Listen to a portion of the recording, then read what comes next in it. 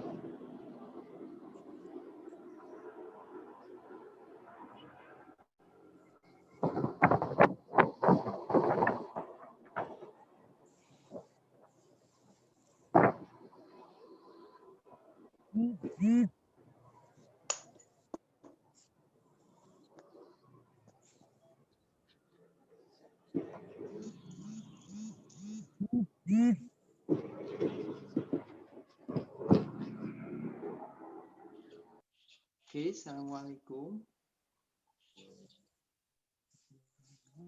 Waalaikumsalam warahmatullahi wabarakatuh. Oke.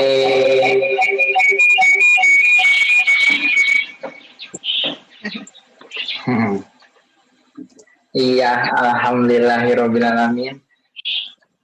Selamat bergabung ayah bunda, akang teteh, mas, mbak. Wah, pokoknya luar biasa semangatnya karena di sore hari ini kita berjumpa ya. Boleh dimunculkan dulu videonya supaya kita saling kenal ayah bunda, akang teteh, mas, mbaknya. Boleh ya? Boleh. Oke, iya alhamdulillah ada Bu Neng, ada Bu Yong, ada Bu Zakiyah, ada Bu Neneng, ada Bu Ira, oke, ada Bu Tugeni. Iya alhamdulillah bergabung, salam kenal. Ada Bu Mita, iya selamat bergabung. Oke, alhamdulillah. Ya, selamat bergabung juga ada Bu Diarti, ya, selamat bergabung. Ada Bu Femi. Oke, hari ini kita insya Allah akan bersama-sama ya, ya Bunda, ibu-ibu semua, ibu-ibu hebat, dan ada juga rekan mahasiswa yang hari ini juga kita berdiskusi bersama ya, pakarnya langsung. Ini ya. Dan ada juga nanti kita sharing-sharing ya, sharing-sharing tentang bagaimana mengolah fitrah kita sebagai manusia untuk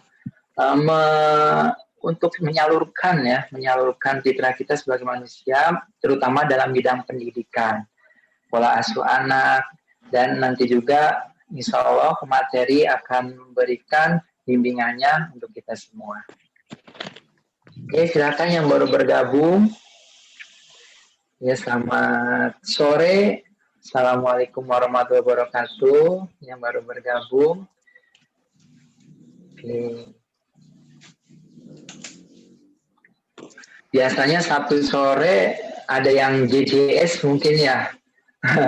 Tapi pada kali ini alhamdulillah kita bisa JJS-nya di Zoom ya. JJS jalan-jalan sorenya di Zoom, kita bisa silaturahmi bersama. Alhamdulillah dari pas dicek di grup juga ada yang dari Aceh, ada yang dari, kebanyakan emang dari Bandung nih, tapi ada yang dari Padang juga banyak ini, ada yang dari Padang, ada yang dari luar Jawa juga ada.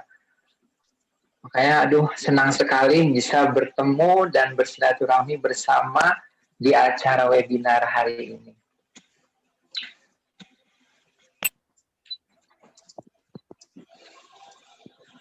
Oh, di sini sudah banyak nih yang bergabung. Boleh diaktifkan videonya biar kita saling sapa-sapa ya. Ada Kak Dinar, ada Bu Ira, ada Bu Iis. Oke, selamat bergabung. Ada Bu Ingrid, Bu Luki. Di absen itu alhamdulillah ya, dari hampir 80 ya, dari 85 yang baru ngisi absen sekitar 70.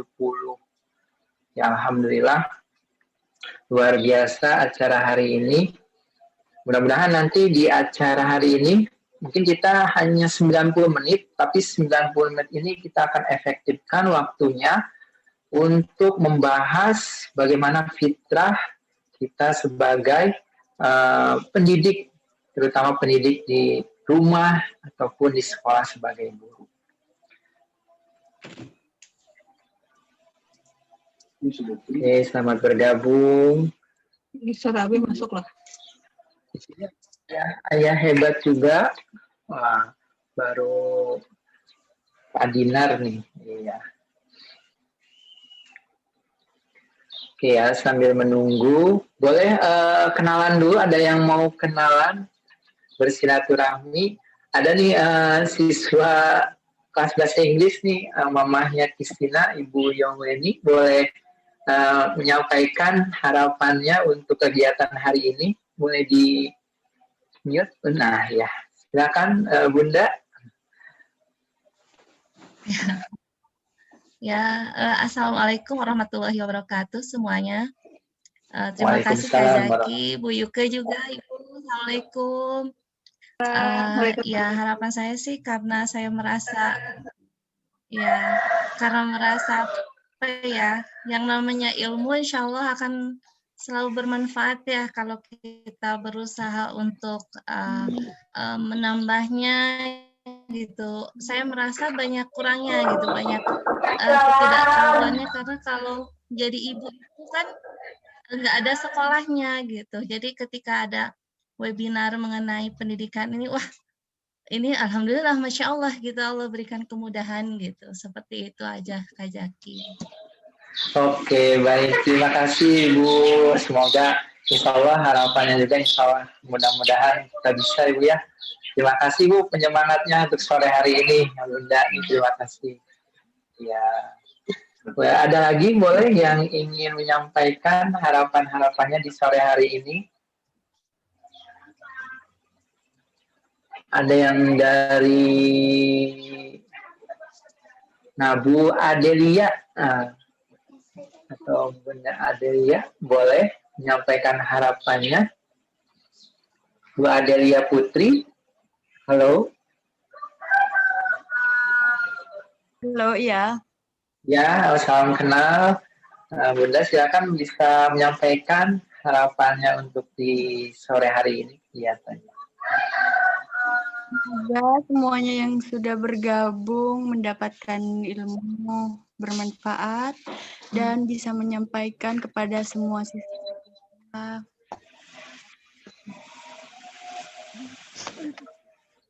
Oke, terima kasih Bu Adelia. Oke.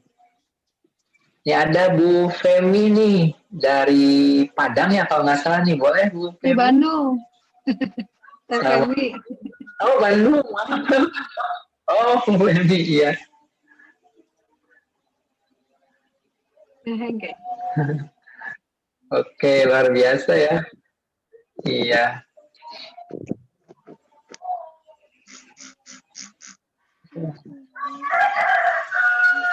Cik. Oh iya. Oke. Ada lagi yang ingin menyampaikan? Sebentar lagi kita akan mulai ya acaranya. Ibu-ibu sekalian, ibu-ibu semua, ayah bunda, dan rekan-rekan ya, rekan-rekan semuanya. Iya. Boleh dipersiapkan ya Bu, ada yang alat tulis boleh, kalau yang membutuhkan alat tulis bisa dipersiapkan dulu. Dan khususnya cemilan, boleh cemilan di sore hari, ada pisang goreng mungkin, atau apa ya, tahu crispy, boleh sambil disediakan untuk menikmati kegiatan diskusi materi hari ini. Selamat bergabung. Ya, selamat bergabung ayah bunda. Oke, wah, lumayan sudah mulai banyak, 38.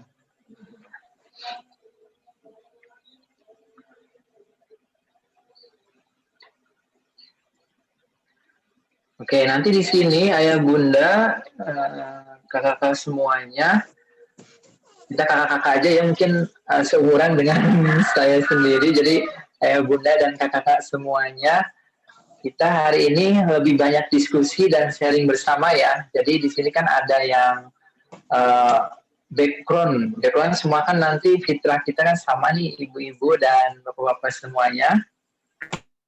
Jadi kita nanti lebih diskusi dan sharing bareng di sini. Kita berbagi ilmu karena kata guru saya kalau misalkan kita hanya bertukar apel, maka apelnya itu hanya saya kebagian satu dan ibu-ibu atau kakak semua, ayah bunda cuma dapat satu. Tapi kalau kita berbagi ilmu, nah kita insya Allah akan lebih banyak. Kesepakatannya. Nih. Oke, langsung dimulai aja dulu ya. Ya, Oke, silakan. boleh ditampilkan videonya ya. Oke, kita langsung mulai aja ya. Bismillahirrahmanirrahim. Assalamualaikum warahmatullahi wabarakatuh. Alhamdulillahirrahmanirrahim. Wassalatu wassalamu ala asrofil anbiya'i wal mursalin wa ala alihi washabihi ajmain amma ba'du. Selamat sore ayah bunda, kakak-kakak semua yang luar biasa hari ini bisa menyempatkan hadir. Luar biasa ya. Saya sangat senang sekali dan bangga pada ayah bunda dan kakak semua yang hadir pada kesempatan hari ini. Saya ucapkan banyak terima kasih. Nah, langsung saja saya akan membacakan CV pada materi hari ini. Nah, ada 2 pemateri nih. Boleh disapa-sapa ya. Yang pertama, pemateri pertama ada Bu Yuke Firlianti. Assalamualaikum Bu Yuke. Waalaikumsalam. Oke, saya bacakan dulu CV-nya. Ya, saya akan bacakan CV materinya. Nama Bu Yuke Firlianti, SPD MM, kelahiran Bandung 18 September 1979, seorang istri Agung Guna Negara dan ibu dari 3 anak, yaitu anak pertama Rafaela Mutmainna Aziza 15 tahun, Raffi Muhammad Aziz 12 tahun, Raina Faiza Mutmainna Azkia 3 tahun. Dari tahun 2000 sampai sekarang bergerak di bidang matematika, khususnya matematika realistik. Nah, ini ada kegiatan-kegiatannya. Bu Yuke itu anggota pendidikan matematika realistik Indonesia. Kemudian peneliti dan pembuat instrumen realistik matematika bersama dosen realistik matematika. Kemudian mengajar matematika di SMA 3 Bandung, SMP 3 Bandung, dan SMP Istiqomah Bandung. Bergabung di Tridaya Group dari tahun 2003 sampai 2020 sebagai pengajar dan manajemen. Itu pengalaman beliau. Nah, untuk kegiatannya sekarangnya, pembuat konten kreator instrumen dan metode belajar SD, SMP, dan SMA. Kemudian pengembang metodologi atau pendekatan realistik sesuai dengan fitrah belajar, berkembang dan bernalar. Coach SDM sesuai dengan minat dan bakatnya. Kemudian ada penggiat home educator based of fitrah yang sekarang kita akan paparkan ya bersama Bu Yuke. Kemudian konsultasi pendidikan dan manajemen dan founder komunitas muda berbakat dan komuba. Nah, motonya sebaik-baiknya memberi manfaat di bidang pendidikan, matematika, dan manajemen. Kita sambut langsung kepada Bu Yuke Pilianti SPDMM. Saya persilahkan. Suara saya terdengar nggak, Jaki? Ya, Bu Yuke silakan. Suara saya terdengar nggak? Sebentar ya. Terdengar suara saya, Kak Jaki? Kecil suaranya Bunda. Oh, kecil ya? Kecil ya. Kecil suaranya Kedengaran tapi Bunda. kecil. Iya, kecil suaranya. Ya. Sebentar ya, saya setting dulu nih.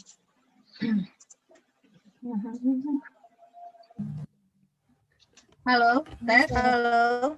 Nah, sekarang kedengaran nggak? Oke. Sekarang kedengaran? Ya, sip. Oke, sudah kedengaran. Ya, Pakai kedengaran. beda ini, beda. Pakai beda ini beda host.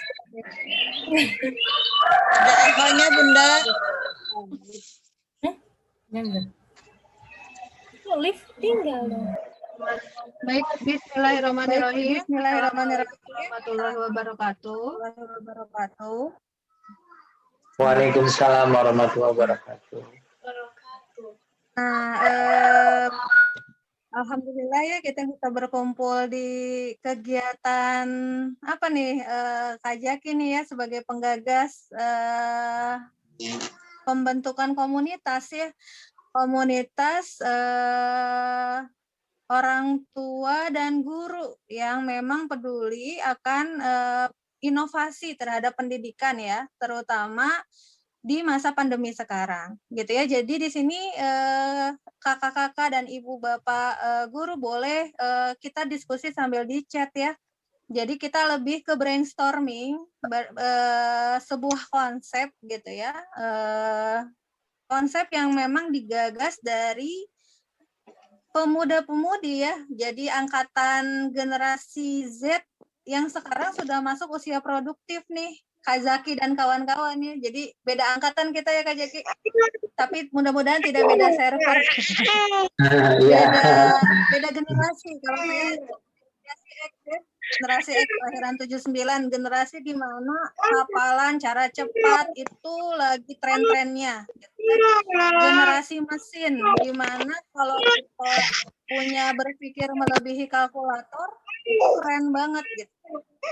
Nah, sementara generasi pemuda produktif sekarang ada disebut generasi Y dan Z mungkin ya, yang itu sudah beda zamannya, sudah beda sudah beda pola asuhnya. Sehingga di sini mudah-mudahan dari pertemuan ini kita bisa mendapatkan sebuah karya bersama ya yang berangkat dari sinergi antara orang tua siswa, antara guru sekolah atau guru les gitu ya. Apapun brandnya, kalau saya di sini tidak memandang nanti persaingan terjadi, tidak gitu. Selagi kita satu frekuensi untuk mengembangkan anak berdasarkan fitrahnya, berarti kita bisa berkembang bersama-sama. Kurang lebihnya kayak gitu ya. Nah, sebentar. Oke, izinkan saya langsung masuk ke slide-nya ya. Nanti saya akan dibantu oleh Kak Esri sebagai pengguna jasa saya terutama ya Kak Esri ya. Ada Kak Esri udah masuk ya? Pengguna jasa. Jadi saya sering bilang ke tim itu mereka adalah customer-nya saya gitu ya. Jadi siapapun tim yang bergabung sama saya nggak boleh jadi bawahan saya nggak punya anak buah gitu ya. Saya ingin siapapun yang berada dengan saya lebih berkembang lebih baik. Jadi kebahagiaan saya, murid saya, tim saya, siapapun ketika berada dengan saya bisa melebihi saya, itu adalah prestasi buat saya gitu ya. Jadi di sini akan ada Kak Esri yang sudah lebih dari 7 tahun bersama saya ya, membuat sebuah produk-produk inovatif. Dikala kita masih berjuang ya Kak, dulu kita bikin produknya bersaing dengan cara-cara cepat. Betul. Kenapa di sini nggak cepat-cepat apal perkalian gitu ya Kak Es ya?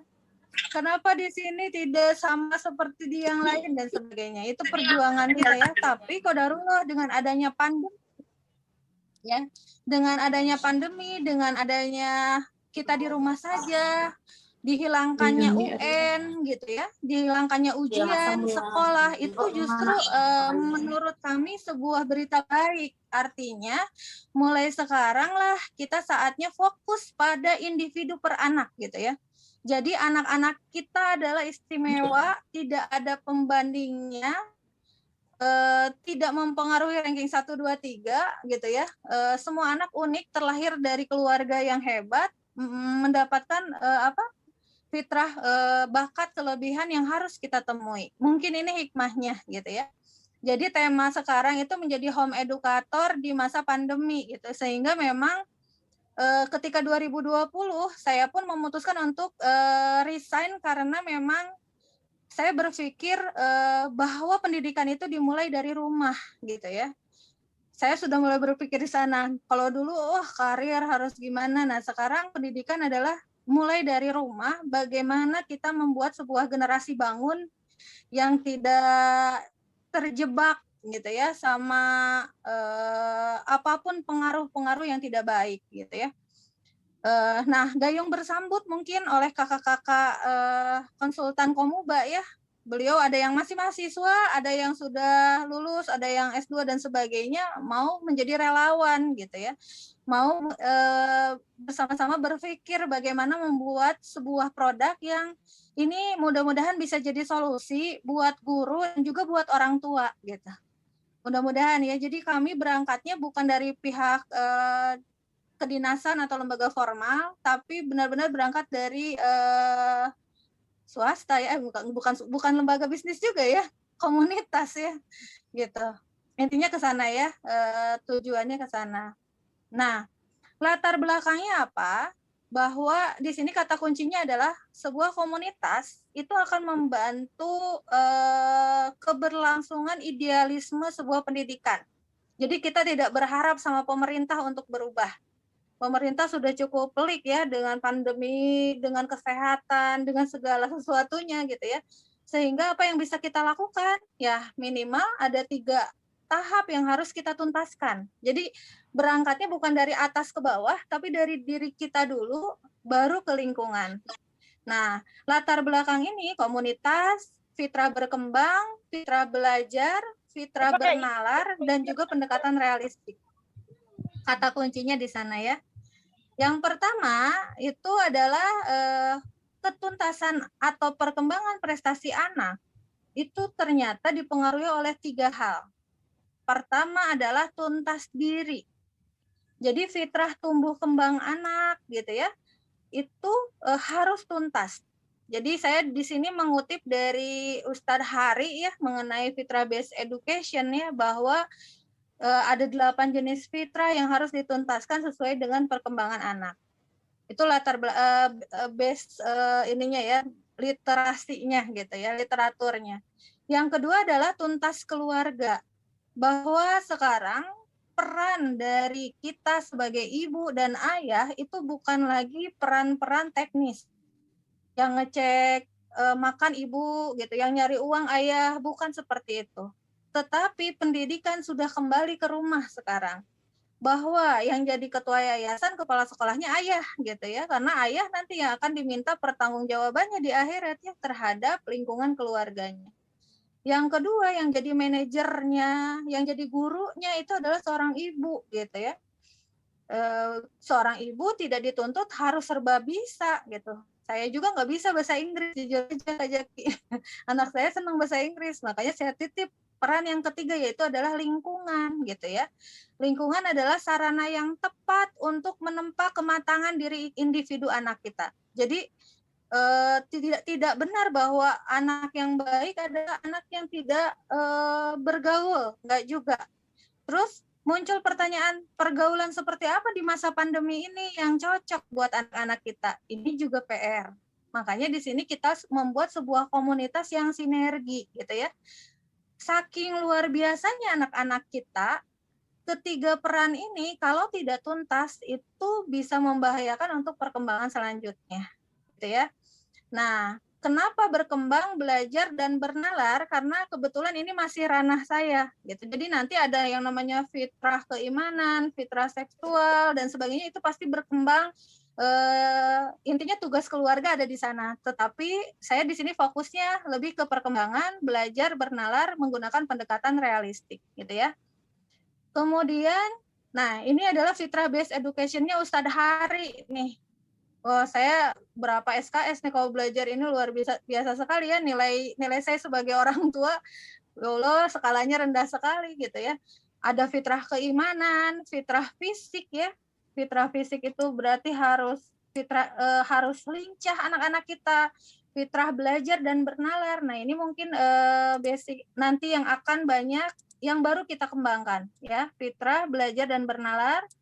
Fitrah seksualitas dan cinta ini ada di pola asuh ya. Jadi dari mulai bayi perkembangannya lengkap tidak, karena ini nanti isunya adalah sekarang sudah muncul LGBT, LGBTQ ya.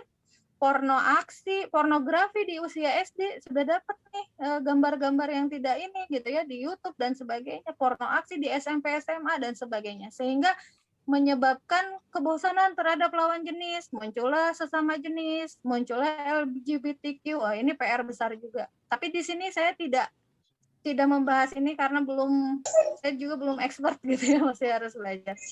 Yang selanjutnya adalah fitrah individualitas dan sosialitas. Ini tentunya bukan hanya di ranah belajar, non formal juga perlu kita kembangkan. Kemudian yang nanti akan jadi ranah kami adalah fitrah perkembangan. Jadi kata kuncinya home educator itu bukan berarti akselerasi. Jadi sekarang nggak keren kalau anak TK sudah bisa perkalian, itu sama sekali tidak keren. Kalau misalnya anak usia 10 tahun sudah bisa sudah dituntut harus bisa belajar kalkulus, itu tidak keren. Karena kebutuhannya berbeda, zamannya juga berbeda ya. Fitrah bakat dan kepemimpinan, estetika dan sebagainya. Ini adalah base kenapa kami membuat sebuah komunitas gitu ya. Nah, kemudian yang kedua adalah kecerdasan majemuk. Ini simpelnya sih yang kita buat ya. Jadi ada kecerdasan logika, visual spasial, musikal, body kinestetik, natural ya. Kemudian ada kecerdasan diri, kecerdasan sosial. Di mana kalau ini dipupuk dari usia dini sampai usia bekerja, kecerdasan ini akan mempengaruhi ketahanan kita di dunia kerja. Kemampuan adaptasi ya, apalagi di era sekarang yang namanya adaptasi itu penting. Pandemi udah hampir 1 tahun, tapi kita masih darah tinggi mendampingi anak-anak pada saat daring. Berarti kita cek kemampuan adaptasi kita sudah sejauh mana gitu ya. Atau Zooman udah sering gitu ya, tapi kok metode ngajarnya bikin anak ngantuk melulu gitu. Itu juga harus kita cek. Kemampuan adaptasi ini awalnya ada di kemampuan naturalis kita gitu ya. Kemudian ada kecerdasan nalar nih, logika. Muncul anak-anak yang baperan misalnya, belum apa-apa udah marah gitu ya. Itu juga harus dicek nalar anak kitanya gitu ya, nalarnya, kemudian kecerdasan logisnya, kemudian cara menyelesaikan masalah gitu ya. Banyak terjadi di penelitian kami, anak-anak udah tahu rumus, pintar rumus, tapi ketika mendapatkan masalah dia give up. Karena anak terlatih menyelesaikan soal, bukan terlatih menyelesaikan masalah gitu ya. Ini juga jadi base kami sehingga setiap anak yang kami kelola itu harus kami ketahui nih udah sejauh mana ketuntasan atau fitrahnya atau modalitas intelektualnya. Kita lihat dari sini bukan dari IQ, karena kalau IQ menurut saya itu sudah takdir ya. Maksudnya IQ itu dibentuknya kan pada saat ibu hamil dan sebagainya ya. Jadi kalau udah ditakdirkan IQ-nya rata-rata, bukan berarti dia nggak akan sukses. Pun sebaliknya, sudah ditakdirkan IQ-nya jenius, belum tentu juga dia akan berhasil. Gitu, karena ada faktor-faktor lain yang mempengaruhi. Gitu ya. Lalu, nah ini adalah ketuntasan fitrah perkembangan belajar dan bernalar. Insya Allah yang hadir di sini akan saya kasih asesmen ya. Silakan ibu mamahnya boleh ngecek nih ketuntasan perkembangan belajar dan bernalar dari 5 indikator ini. Pertama, kemandirian. Misal ya, anak umur 4 tahun sudah harus bisa toilet training. Ini belum bisa misalnya. Atau anak SMP itu harusnya sudah bisa public speaking ya, pede-pede aja. Ini enggak, berarti kita cek di mana sih bolongnya. Nanti ada tangga bolong-bolong tidak tuntasan. Kemudian yang kedua, sosial. Anak Zooman masih mau malu-malu, aku nggak mau Zooman, nanti ditanya, nanti baper atau apa gitu ya, sehingga nggak mau ngeliatin wajah. Itu sering terjadi sama kita ya, sama anak-anak kita. Yang berikutnya kecerdasan motorik. Motorik ini adalah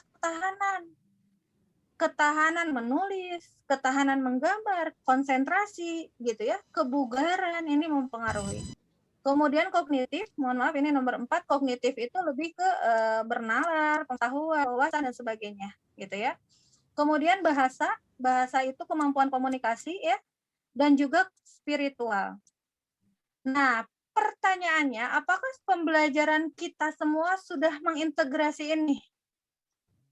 Gitu ya. Karena selama ini yang kami ketahui, kalau belajar matematika ya kognitif aja gitu ya. 1 tambah 1 berapa, rumus kerucut apa gitu. Tidak ada tuh tadabur Qur'annya atau tadabur alamnya. Subhanallah ya nak, ternyata kalau kita belajar bilangan, kita itu bisa tahu loh, misalnya jumlah apa gitu ya, manfaatnya apa, dihubung-hubungkan dengan 6 dimensi ini.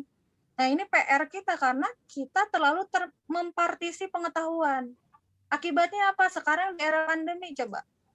Kata orang kesehatan harus lockdown. Kata orang ekonomi nggak boleh lockdown, nanti bangkrut. Jadi semua membuat sebuah keputusan berdasarkan kacamata keahliannya masing-masing.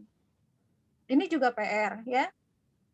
Nanti boleh sama Kak Jaki ya, terutama untuk ayah bunda yang sudah jadi member nih. Kayak Mama Kristina itu udah otomatis jadi member ya. Kemarin Kristina udah ikutan beberapa kegiatan, udah otomatis jadi member, akan ada beberapa fasilitas gitu ya. Nah, selanjutnya ini adalah tangga ketuntasan. Saya senang sekali menganalogikan ketuntasan itu lewat tangga ya. Jadi, di mana sih letaknya bernalar gitu ya? Bernalar itu masa emasnya ternyata ayah bunda di usia 7 sampai 14 tahun. Di sini nih, masa emasnya bernalar. 2 sampai 6 tahun ini adalah masa emasnya imajinasi. Masa emasnya kreativitas itu ada di usia 2 sampai 6 tahun. Masa emasnya bernalar itu ada di usia 7 sampai 14 tahun. Jadi disiplin, bernalar ya, maksudnya logika, dilatih disiplinnya, dilatih tanggung jawabnya, dilatih perencanaannya, itu ada di 7 sampai 14 tahun. Lewat di usia itu, wah nanti dia di masa transisi lebih gawat. Anak-anak SMP-nya galau-galau misalnya, baper-baper, bucin-bucin, karena di 7-14 tahun masa nalarnya tidak tuntas. Nah, kemudian di 15 sampai 22 tahun ini adalah masa emas untuk inovasi. Makanya kenapa Rasul mulai berwirausaha itu di usia 15 tahun kalau nggak salah ya. Masa inovasi membuat karya 15 sampai 22 tahun. Jadi bukan masa bernalar lagi gitu. Nalarnya udah kelatih di usia SD. Ini PR besar sebetulnya yang ingin kemarin itu kalau saya sama tim, ngajar tuh bukan cari anak bisa langsung dan sebagainya, prosesnya dulu bener nggak gitu ya. Kenapa? Karena yang akan direkam anak itu bukan ujian. Yang akan direkam anak adalah sebuah proses long term memory di bawah sadar gitu ya. sering diulang-ulang kebaikan itu lama-lama akan jadi bekal anak-anak kita di atas 22 tahun. Nah, di atas 22 tahun ini memang sudah usia apa? Sudah usia memberi manfaat, sudah usia berdakwah gitu ya. Sekarang saya cek gitu ya, kalau saya interview SDM, mau jadi apa, mau kemana, kerja di mana, itu masih banyak lulusan S1 yang punten ya, IPK-nya di atas cum laude, tapi mereka masih bingung. Atau ketika pemerintah menerapkan tidak ada PNS, langsung TikTok viral ya. Sudah capek-capek sekolah, nggak ada lowongan PNS, itu saya sering lihat video kayak gitu. Nah, sehingga memang kalau PR kita itu adalah menuntaskan ini semua. Jadi tadi masa kreatif ya. Masa kreatif itu apa? Otak kanan yang teraktivasi. Jangan dulu kasih latihan yang sifatnya disiplin ya di usia TK. Karena masa ini adalah secara fitrah belum dihisap gitu ya. Allah saja memaklumi kalau anak-anak di usia 2 sampai 6 tahun nggak sholat gitu kan ya. Sehingga apa hak kita sekarang untuk memarahi anak-anak usia 2 sampai 6 tahun hanya gara-gara nggak juara lomba melukis, mewarnai, atau hanya gara-gara calistungnya nggak bagus. Nah, ini juga PR, itu usia emas untuk imajinasi. 7-14 tahun usia emas untuk nalar. Nah, ini ajarkan sesuai fitrahnya. Anak-anak SD udah bisa cuci piring nggak? Udah bisa meresin tempat tidur sendiri nggak? Nyetrika udah bisa? Itu sederhananya ya. Kenapa? Karena itulah yang akan membentuk logika bernalar anak gitu ya. Jadi kalau zaman dulu kenapa kita rajin bekerja membantu orang tua, dan itu membantu sekali ketika masuk ke tahap abstrak ya. Pembelajaran tingkat tinggi. Gitu. Lepas aja, usia 15 tahun belum bisa cuci baju, usia 16 tahun belum bisa ninyuh mie aja nggak bisa ya. Apalagi nanak nasi kan itu berbahaya. Gitu ya. Sehingga fitrah belajar ini kalau tuntas akan menghasilkan anak-anak yang agile, lincah, cerdas, dan mumpuni gitu ya. Ini modal untuk dakwah. Ada anak yang nanya, ngapain belajar matematika, Bu? Di akhirat nggak ditanya gitu ya. Itu kritis sekali gitu anaknya. Saya sih bilangnya gini, tugas kita adalah dakwah gitu ya. Sekarang mau dakwah gimana kalau kamu nggak pintar, nggak didengar gitu. Ilmuwan-ilmuwan muslim dan sebelum-sebelumnya itu orang-orang berpikir ya, Allah memberikan 100 ayat di dalam Quran untuk mengajak pikir gitu kan. Itu untuk apa? Modal dakwah gitu. Jadi muslim harus pintar, harus kaya dan sebagainya gitu. Kenapa? Ya mereka akan hidup di akhir zaman ya.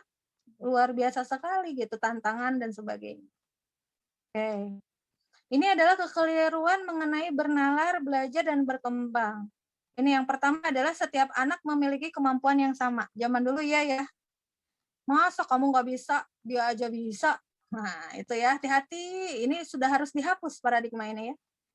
Yang kedua adalah titik ekstrim menilai sebuah pembelajaran, terutama di sini matematika. Ada yang bilang gini, matematika tuh penting, ajarin yuk dari TK kali-kalian gitu ya. Itu ekstrimnya ekstrim banget nih, pro banget sama matematika abstrak. Tapi ada juga yang ekstrimnya ekstrim lain gitu ya.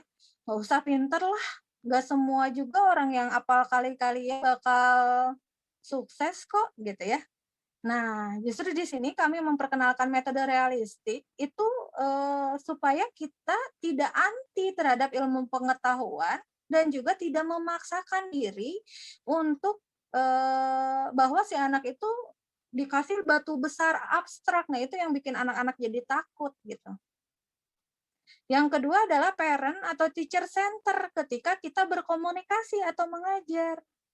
Saya sekarang lagi teacher center ya. Bukan metode realistik gitu ya. Jadi banyak teacher center itu apa? Apa-apa dikasih tahu. 2 kali 3 berapa, Dek? 2 kali 3 6. 6 ya, gitu ya. Terus apa-apa dikasih tahu gitu. Pelangi-pelangi, anak lupa ya. Terus kita nyanyi terus. Tidak membimbing si anak supaya menemukan sendiri. Itu adalah akibatnya jadi anak jadi malas berpikir, malas mencari tahu, dan malas bergerak. Ini teacher center di zaman sekarang sudah harus dihapus. Kebayang ya kalau ngajar Zoom, teacher center ke anak kelas 1 SD, ngantuk yang ada. Ngantuk gitu, apa-apa guru ngomong, gurunya capek. Ini riset ya, teacher center hanya terserap 10% ke otak anak. Jadi udah mah capek ngomong, nggak kedengeran gitu kan, ini bahaya. Selanjutnya, kekeliruan selanjutnya adalah sering mendrill anak, menjadikan dia tidak kreatif atau seperti robot. Drill ya, drill itu apa? Kasih soal, ulang lagi, latihannya di soal mulu, tidak ada perlakuan dia sebagai manusia, gitu ya. Kemudian membandingkan dengan orang lain, sementara kemajuan belajar anak beda-beda ya. Kemampuan beda-beda, pemahaman beda-beda, itu urusan waktu. Ada anak yang memang cepat, ada anak yang memang butuh proses. Contoh kayak saya kalau belajar bahasa Inggris, mungkin kalau Kak Atma misalnya, atau Kak Esri hanya 1 minggu sudah cas-cis-cus. Saya bisa cas-cis-cus pada saat saya bekerja. Itu juga kepaksa karena ada klien orang luar dan itu bawa-bawa kamus. Kayak gitulah gitu. Jadi jangan fokus pada output akhir, tapi fokuslah pada pengenalan proses. Kemudian mengukur kesuksesan belajar dengan menjadi nomor 1 dibanding yang lain. Bukan fokus pada perubahan perilaku anak. Ada klien murid saya misalnya, ketika masuk inputnya ada di 40, outputnya di 70, selisihnya 30 ya. Tapi mamanya bilang gini, kenapa nggak bisa 100 Bu Yuke? Padahal dari 40 ke 70 untuk dia itu sudah istimewa sekali. Ada juga sih yang inputnya 90, outputnya 100 ya. Tapi naiknya kan cuma 10 kalau skala 100 gitu. Jadi kita pun harus sudah memperhatikan individu setiap anak ya. Dan kebetulan kalau di talent mapping Abah Rama, individualization itu adalah bakat utama saya ya. Jadi saya orang yang sangat rigid terhadap sistem gitu. Jadi saya tuh nggak bisa ini dimesinin. Nggak bisa karyawan kayak robot gitu. Setiap orang tuh beda-beda gitu. Kita bukan robot, kita orang gitu. Yang memang yang namanya dakwah, kita tidak menunggu kapan orang berubah. Yang penting adalah sudah disampaikan belum prosesnya gitu kan. Lalu yang terakhir, anak tidak paham manfaat. Kenapa harus belajar ABC? Tidak paham manfaatnya. Gitu. Anak sekarang tuh kritis, kreatif, cerdas, pinter. Untuk urusan kreativitas, untuk urusan informasi mereka hebat, gitu ya. Tapi kalau anak-anak sekarang enggak dipahamkan manfaat belajar apa, dia males. Itu tantangannya. Ya, sehingga di sini pentingnya mengasah nalar itu cukup 3 ya. Pertama adalah sekarang masuk era VUCA World. Sering diulang-ulang sama saya ya. Era ketidakpastian, era enggak jelas, era masa lalu tidak bisa dijadikan patokan sebagai literatur yang baik gitu ya. Yang kedua, kebutuhan bekerja di abad 21 itu bukan kebutuhan mesin, bukan kognitif hafalan. Yang dibutuhkan adalah unstructured problem solving dan new information. Bekerja di zona-zona yang tidak terstruktur, anak belajar memecahkan masalah yang enggak terstruktur, itu sangat dibutuhkan nanti. Kayak misalnya dokter mikrobiologi gitu ya, mikro apa yang kayak virus dan sebagainya mengkaji itu, leader yang bisa membuat keputusan cepat gitu ya di kondisi genting. Nah, itu pekerjaan yang dibutuhkan gitu. Jadi ini modal ini adalah nalar yang harus unggul gitu. Bukan hanya feeling ya. Yang ketiga adalah tidak diperlukan lagi belajar metode ceramah dan drilling. Karena ada 3 kecakapan yang dibutuhkan anak-anak kita di abad 21. Pertama, kecakapan mesin. Boleh anak hafal perkalian, tapi sewajarnya. Nggak boleh hafalnya sampai 2541 dikali 500, itu bukan robot gitu. Nggak usah sampai sana. Yang kedua adalah kecakapan manusia.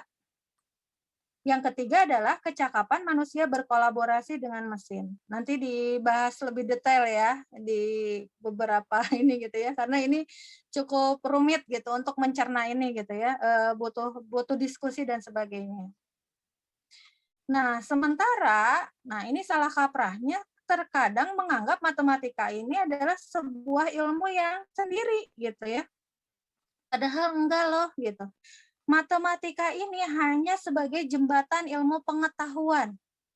Jadi, matematika itu hadir untuk menjembatani sebuah permasalahan di bidang lain ya, sosial, sains, art, militer dan sebagainya untuk menyelesaikan sebuah masalah gitu. Jadi anak cakap nalar atau matematika itu dapat diterapkan ke dalam matematika kehidupan ya, seperti matematika sosial, ekonomi dan sebagainya. Ada juga nih murid saya, Kakak Umi aku nggak suka matematika, aku masuk IPS, SMA kelas 10 ya, masuk IPS, Masya Allah itu perhitungannya luar biasa sekali ternyata ya. Kok aku ketemu lagi matematika sih di ekonomi gitu ya. Lah matematika itu bukan ilmu sendiri gitu. Matematika itu alat bantu gitu, alat bantu berpikir rasional untuk pelajaran yang lain gitu ya. Jadi ini yang harus diluruskan sehingga matematika yang baik itu adalah matematika yang memang jelas manfaatnya gitu, di-delivery dengan baik sama anak. Oke, ini adalah kebutuhan belajar tadi bermakna di abad 21 ya. Melatih konsep dasar, media digital, meningkatkan kemampuan nalar, analisa, menyelesaikan masalah dalam kehidupan sehari-hari. Gitu ya. Nah, kemudian apa itu realistik? Pertama, realistik itu berawal dari dunia nyata. Lalu dari situ ada yang namanya model abstrak, ada interaktivitas ya, hubungan dengan siapa guru, orang tua, sosial dan sebagainya, dan juga ada keterkaitan ilmu pengetahuan, gitu ya. Nah, ini sedikit aja ya. Jadi realistik matematik itu terlahir dari seorang matematikawan dan juga seorang psikolog. Jadi kalau saya boleh bilang matematika yang memang sesuai dengan psikis manusia ya. Jadi realistik itu berasal dari kata Belanda yang artinya zich realiseren. Jadi dapat dibayangkan sesuai usia anak. Jadi anak TK nggak bisa membayangkan arti simbol kali karena belum struktur berpikirnya belum ke arah sana gitu ya.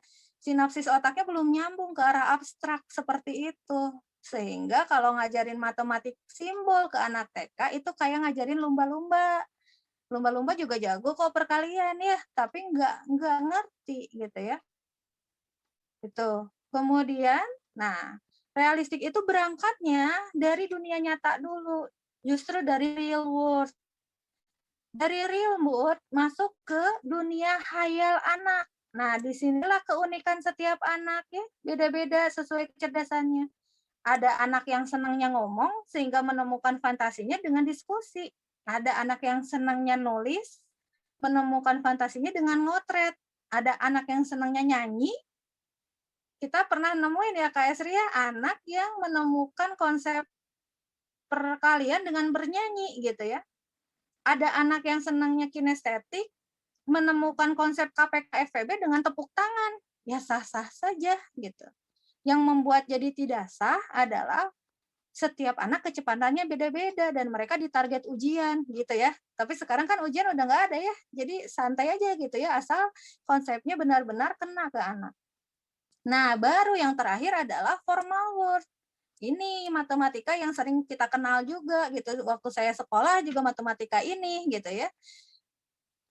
Realnya, fantasinya dibuat sama gitu. Jadi kalau udah rumus volume balok ya sisi kali sisi kali sisi gitu. Kalau salah cara disalahin sama gurunya. Itu metode lama.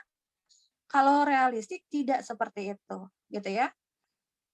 Nah, ini adalah Freudenthal Institute ya, para matematikawan edukator dan juga psikolog yang menemukan konsep matematika yang memanusiakan manusia. Jadi memang sudah dari tahun 1968 konsep ini masuk di Belanda. Dikembangkan terus, datang ke Indonesia kebetulan 2000 saya masih mahasiswa dan ikut jadi anggota PMRI. Wah, dakwahnya susah juga nih masuk di Indonesia karena kan Indonesia senangnya metode cepat ya. Anak saya kok lama banget sih, kali-kalian gemes deh gitu ya. Metode anak tuh sama dengan kalkulator gitu. Ini ya Van de Heuvel beliau itu ya. Sekarang masih terus dikaji ya, bahkan sekarang lahir dokter-dokter di Universitas Pendidikan Matematika yang memang mengkaji realistik matematik. Jadi realistik matematik ini bukan alternatif kayak akupunturnya medis ya, tapi ini sudah diilmiahkan ya, banyak sekali tesis, skripsi, bahkan disertasi mengenai ini gitu. Jadi sayang sekali kalau tidak dimanfaatkan gitu. Apa bedanya? Nah ini ya, aliran realistik itu sangat beda sekali dengan mekanis. Mekanis itu adalah anak seperti botol kosong, seperti robot. Kasih soal, terus cekokin soal. Nggak bisa diulang lagi, itu mekanis. Mungkin ngerti ya, drill materi secara mandiri. Secara ilmiah, mekanis ini tidak divalidasi, karena tidak ada proses. Itu hanya kayak lumba-lumba ya, hafal karena sering diulang. Kemudian dikasih aja soal berbeda, orang-orang mekanis ini akan kebingungan gitu ya. Kemudian yang selanjutnya adalah empiris. Empiris ini matematika atau belajar santai. Happy-happy aja deh, nggak usah yang stres-stresnya gitu ya. Jadi matematikanya matematika sehari-hari, tapi jadi main-main gitu ya. Sementara yang namanya proses belajar tetap harus ada sisi berpikirnya gitu ya. Yang ketiga adalah strukturalis. Strukturalis itu aliran belajar zaman dulu kita ya. Berawal dari gurunya ngejelasin apa arti kata ini, contoh soal, latihan soal gitu ya. PR aja lebih susah dari latihan soal. Itu udah zaman dulu ya. Dan ini diterap ke anak sekarang hanya 10-20%. Makanya kenapa anak-anak sesudah beresnya tadi belajar apa nggak tahu gitu ya. Tadi apa yang diingat ya itu aja main dan sebagainya. Nah, kalau realistik itu adalah pendekatan anak dikenalkan ke dunia mereka, kemudian distimulus nalarnya hingga anak menguasai konsep abstrak. Gitu ya. Nah, ini ada do and don't. Ini caranya ini berbeda. Akan saya jelaskan nanti di program basic training ya, Kak Teh Santi ya. Nanti Teh Santi akan menjelaskan. Berita gembiranya semua akan mendapatkan instrumen kajian dari tim kami ya untuk realistik matematik untuk diuji cobakan ke siswa di sekolah, atau kalau di sini sebagai orang tua boleh diuji cobakan ke anak-anaknya gitu ya, si instrumen ini. Skemanya kenapa sih pembelajaran realistik ini penting? Nah, ini juga istilah psikologi ya yang disebut dengan fenomena gunung es. Kita taunya anak itu apal secara abstrak perkalian, penjumlahan, dan dengan cara cepat. Tapi ternyata akarnya atau es yang ada di dalamnya itu tidak paham sama sekali. Dan ini membuang-buang waktu menurut saya ya. Apalagi di era pandemi, kalau kita menjelaskan materi langsung ke konsep abstrak, itu hanya buang-buang waktu. Tetapi kalau berangkat dari real world, fantasy world, baru ke abstrak, kesannya ini membuang-buang waktu, tapi sebenarnya kita sedang menanamkan memori, long term memory, memori bawah sadar, sehingga anak tidak cepat lupa. Anak sekarang itu kan cepat masuk, cepat lupa ya, kalau pembelajarannya tidak menarik. Coba lihat anak-anak yang kecanduan game, senang BTS, mereka kan long term memory, proses ngeliatin gitu ya, ikut main terus lama-lama tertanam di bawah sadarnya sehingga penampakannya jadi kalau hal negatif ya jadi negatif gitu. Nah, di realistik matematika pola-pola psikologi belajar ini masuk gitu ya. Bukan hanya matematika aja, sains juga sama. Bahasa Inggris juga sama, menggunakan pendekatan realistik gitu. Itu ya secara ilmiahnya ya. Jadi ada real, ada fantasi, ada abstrak. Ini adalah proses belajarnya karena pandemi. Ini juga jadi PR buat kami, bagaimana interaksi itu bisa tetap terjalin. Interaktivitas, nah ini jadi PR. Karena di Zoom itu tidak bersentuhan. Makanya di sini tim konten itu harus selalu berpikir ya gimana nih caranya. Ingat kata kuncinya, setiap ada masalah, insya Allah akan ada solusi ya selama kita melibatkan Allah gitu. Jadi pembelajaran inovatif ini akan terus ada jawabannya kok selama kita berpikir gitu dan tidak menghindar gitu ya dari setiap tantangan. Itu. Nah, sederhananya seperti ini ya Bunda ya. Misalnya ini anak lagi belajar apa nih? Belajar pecahan. Kalau zaman dulu kalau belajar pecahan pasti abstrak dulu ya. Pecahan adalah sebuah bentuk A per B, di mana A itu adalah pembilang, B itu adalah penyebut. Di dalam pecahan ada gitu-gitu ya. Nah, kalau di realistik, itu berangkatnya dari kehidupan sehari-hari dulu. Tetapi bukan metode ceramah. Jadi ceramah tuh kayak gimana? Adik-adik, ibu punya apel, dibagi dua, apelnya jadi dua, jadi 1/2 ya. 1 itu pembilang, 2 itu penyebut. Itu bukan realistik, karena itu berangkatnya konsepnya dari ibunya atau dari gurunya. Makanya di sini kami membantu melalui instrumen gitu ya, instrumen realistiknya. Tuh. Kemudian, nah ini ya, tadi kecakapan manusia ya, bahwa di dalam sebuah permasalahan, problem solving itu selalu ada masalah nyata. Kemudian dari masalah nyata diharapkan anak-anak bisa ngasih solusi. Sehingga di proses berpikirnya itu ada yang namanya model. Model matematika itu sebuah konsep ya. Kalau ini contohnya konsep penjumlahan, misalnya konsep pengurangan ya. Ada solusi matematika dan juga ada solusi nyata. Proses inilah yang hilang ayah bunda ya di proses pembelajaran sekarang ya. Karena si anak belum juga baca soal cerita udah nanya nih, Bu ini ditambah dikurang. Bu, ini benar enggak? Bu, ini ditambah, ini juga. Atau bahkan kayak gini, kakak aku ada PR, ini PR-nya gimana kak? Gitu ya. Daya juangnya tidak ada gitu ya. Karena apa? Terburu-buru. Itu aja. Jadi saya harapkan di sini kita semua mau bersabar di sebuah proses ya. Karena kami juga sudah riset, anak-anak yang ada di sini ya, yang bersabar di prosesnya justru lebih ajak gitu ya. Lebih long term memory, lebih pondasinya lebih kuat daripada anak yang di drill atau yang dipaksakan. Itu kata kuncinya ada di sana. Itu kemudian, nah apakah realistik ini cocok untuk anak SD aja? Enggak. Realistik ini bisa untuk SD, SMP, ya, dan juga SMA. Ini saya nggak ngebahas konten ya, cuman men-sharingkan saja bahwa realistik ini bisa untuk semua usia karena prosesnya adalah can imagine gitu ya, dapat dibayangkan sesuai dengan ranah usianya gitu. Nah contohnya misalnya banyak hal ya. Jadi ini ya, nah ini contohnya kami membuat buku ambak nih.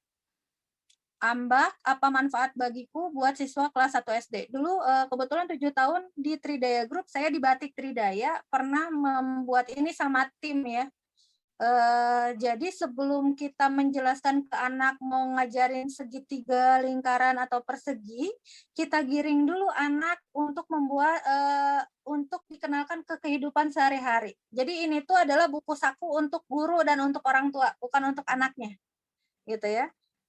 Kayak memahami konsep KPK atau FPB itu tidak langsung ke konsepnya, tetapi kita kenalkan dulu apa manfaat bagiku sih belajar KPK FPB. Tahu nggak kalau kamu misalnya ya membantu orang tua masukin goodie bag, itu kamu lagi belajar FPB loh gitu ya. Adik kamu ulang tahun nih, goodie bag gitu ya mau dibagi-bagiin, ada loli, ada ciki, ada apa, itu lagi belajar FPB gitu. Tahu nggak kamu kalau kamu cuci piring, bantu orang tua itu lagi belajar aljabar loh gitu. Karena di piring itu ada pengkategorian gitu ya. Ada sendok dengan sendok, piring dengan piring, gelas dengan gelas. Kalau di ranah SMP SMA kan piring itu X, sendok itu Y, kemudian gelas itu Z, variabel ya. Nah, di SD itu sisi transisi nalar antara real ke abstrak itu harus di SD. Jadi SD itu matematika yang baik adalah matematika yang ada prakteknya gitu. Bukan pakai media yang mahal, tapi pakai media yang ada di rumah. Gitu ya. Jadi kami juga mengembangkan instrumen-instrumen ini untuk diuji coba. Jadi insya Allah targetnya tahun depan itu udah free untuk siapapun yang membutuhkan, tinggal di download ya di di website kami. Website yang sudah resminya itu indiedu.id gitu ya, untuk konsep sains, English, and Math gitu. Lalu, nah ini adalah instrumen alat bantu jika misalnya kita tidak bisa mendampingi anak di rumah. Coba ada yang tahu ini konsep apa? Kak Jaki tahu nggak? Karena Kak Jaki ya, ada Kak Jaki. Oh, 5 menit lagi, dikit lagi aja Kak. Ini ya, ini adalah konsep nilai tempat. Sok kita kadang suka bingung ya ke anak nilai tempatnya udah dikenalin satuan, puluhan, ratusan. Padahal bisa praktek, kalau saya di sini prakteknya pakai coki-coki. Coki-coki yang ada di bungkus plastik, yang ada di dus, dan sebagainya ya, untuk pengenalannya. Jadi kami juga membuat instrumen yang membantu guru atau orang tua untuk memandirikan anak belajar. Gitu ya, intinya ke sana instrumennya.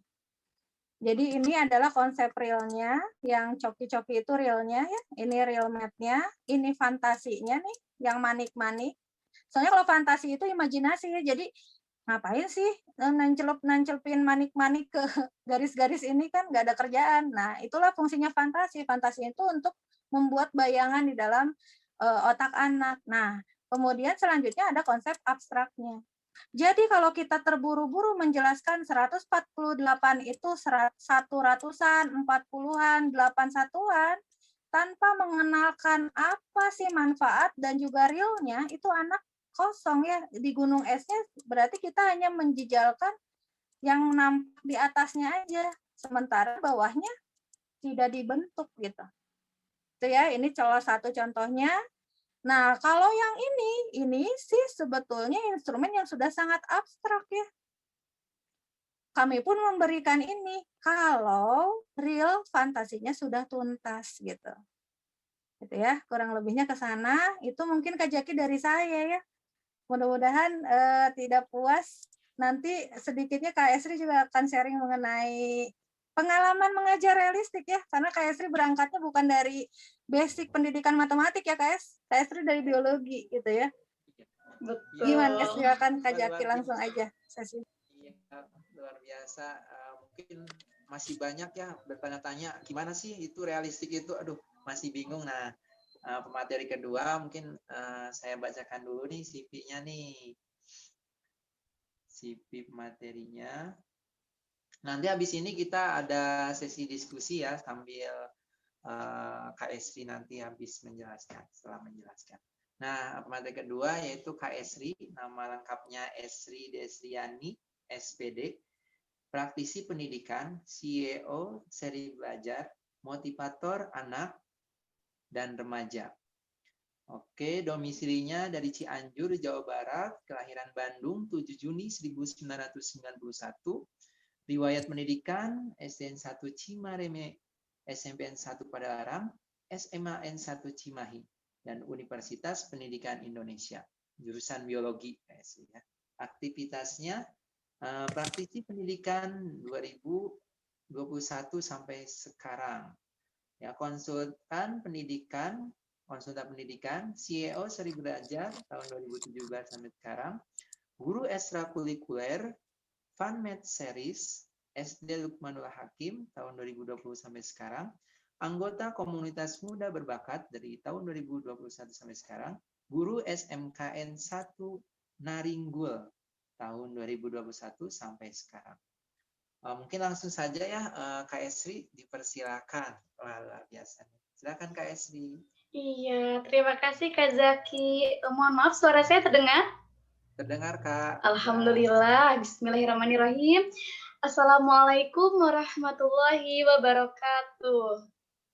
Waalaikumsalam warahmatullahi wabarakatuh. Assalamualaikum warahmatullahi wabarakatuh.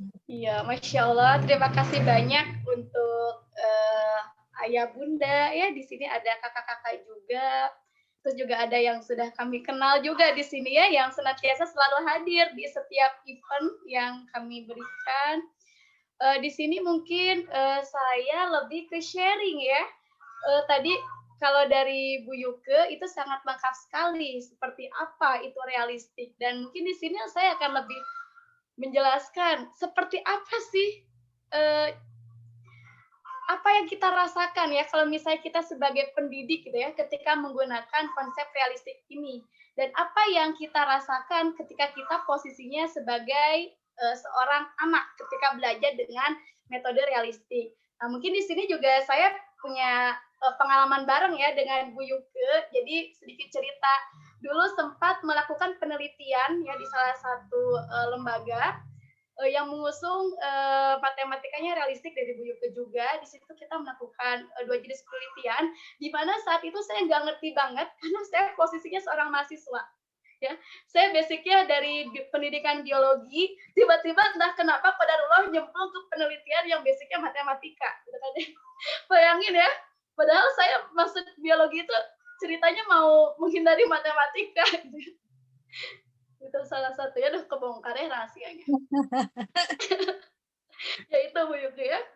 Nah, dari situ saya kan ketika itu saya posisinya mahasiswa, saya mikir kan, aduh ini tuh kan saya kesini ceritanya mau belajar menjadi guru gitu ya, tiba-tiba langsung diajak untuk meneliti. Di situ saya benar-benar berpikir, ini teh kayak gimana ngajarnya teh gitu ya, awalnya tuh nggak langsung gitu kan ya, karena kalau pengalaman saya waktu dulu belajar matematika teh ya udah aja guru nerangin gitu kan ya. Nah, ketika saya mencoba penelitiannya ternyata ada step-stepnya, dan mungkin kalau sekarang saya sudah sadar ya, ternyata yang saya lakukan saat itu di penelitian itu tuh saya sedang belajar ruhnya realistik gitu ya. Jadi realistik itu kalau menurut saya secara pribadi yang basicnya sama sekali bukan matematika gitu ya, yang benar-benar polos mahasiswa, merasa bahwa ada susunannya gitu ya. Ada susunannya ketika kita mengajar. Nah, inilah yang menjadi tolak ukur keberhasilan anak paham. Nah, qadarullah untuk saat ini juga saya terus mengembangkan matematika realistik gitu ya. Nah, jadi intinya Bu kakak-kakak semua, dengan belajar matematika realistik itu sebenarnya meringankan kita loh. Sekarang saya posisinya sebagai pengajar ya, pendidik juga, itu benar-benar sangat meringankan kita dan membuat anak juga lebih enjoy ya. Jadi untuk matematika realistik kita nggak langsung loncat ke materi yang tadi dijelaskan sama Bu Yuke. Justru di sini kami benar-benar, saya mungkin ya kurang lebih udah 7 tahun juga mempelajari realistik bersama anak. Ketika belajar itu tujuannya adalah menikmati setiap rangkaiannya, sehingga dampaknya sendiri kita bukan mengkonstruksi konsep matematika, bukan ya, bukan. Jadi tujuannya bukan untuk anak saya jol-jol astagfirullahaladzim. Jadi anak itu ya aduh mohon maaf ya, jadi anak itu nggak langsung perkalian bisa hafal, nggak ke situ. Tapi yang paling penting itu ya fitrahnya, kita ngebangun fondasi anak yang utuh, di mana ketika kita menikmati proses belajar, anak itu akan membentuk juga pola hidupnya, pola pikirnya anak. Jadi anak nggak serba ingin instan, itu yang saya alami ya. Jadi anak nggak langsung, Kak ini jawabannya, enggak. Tapi di situ yang saya temukan adalah anak belajar membuat sebuah proses. Nah itu yang membuat kami mungkinnya sebagai guru lebih terharu gitu ketika anak bisa menemukan sendiri caranya gitu. Terus anak juga belajar bersabar Bu ya. Anak belajar bersabar, kalau misalnya ada masalah nggak langsung diambil keputusan, enggak, karena kan matematika itu esensinya mengajak kita untuk mempertimbangkan ya, Kalau yang baik ya kita ambil keputusannya, kalau yang buruk ya jangan. Jadi di samping kita mengajarkan konsep, kita itu ngebangun fondasi manusia yang utuh gitu ya. Dan yang paling menariknya lagi di sini ya, satu step yang terlewati itu adalah mengenalkan apa manfaatnya untuk anak. Nah, ini dia ya. Ketika anak sama sekali tidak tahu manfaatnya, ya matematikanya rugi gitu ya. Kalau saya secara pribadi gitu ketemu sama anak, kalau belajar jangan rugi, kita belajar harus untung. Untungnya apa ya, bisa ngebantu kehidupan kamu gitu. Jadi kita balikin, kalau misalnya kita mau misalnya kita mau bungkus-bungkus makanan, nah di situ dibantulah sama matematika perkaliannya gitu ya. Atau misalnya kita mau jadi atlet, dibantu tuh sama matematika mengukur waktu. Nah, itu penting banget. Dan dari situ kita juga melatih anak untuk lebih lebih mudah untuk cari manfaat, dan ini tidak dibatas matematika aja. Itu yang paling saya suka ya. Ini terbawa ke beberapa materi yang lainnya. Jadi ketika ngebahas materi yang lain, ada langsung nanya, oh Kak, ini tuh manfaatnya ini ya untuk saya. Jadi jalurnya lewat matematika, tapi cabangnya itu sangat banyak. Nah, itu yang saya rasakan selama ini. Sehingga alhamdulillah juga ya bisa terus mengembangkan realistik. Insya Allah saya juga di sini seri belajar menggunakan matematikanya realistik, dan ini udah terbukti dari mulai pandemi Ibu ya. Awalnya saya sempat bingung juga kan, galau juga. Sementara kalau ketika praktek gitu ya, ketika praktek langsung sama anak, kita kan langsung ya nyentuh anak, yuk kita ngebagi-bagiin makanan misalnya, itu kan kalau ketemu sama anak kan. Nah, ini kita ngomongnya sama monitor gitu ya, anak ngomongnya sama kaca yang bisa bergerak, kaca yang bisa bersuara, nggak bisa nyentuh gitu kan ya.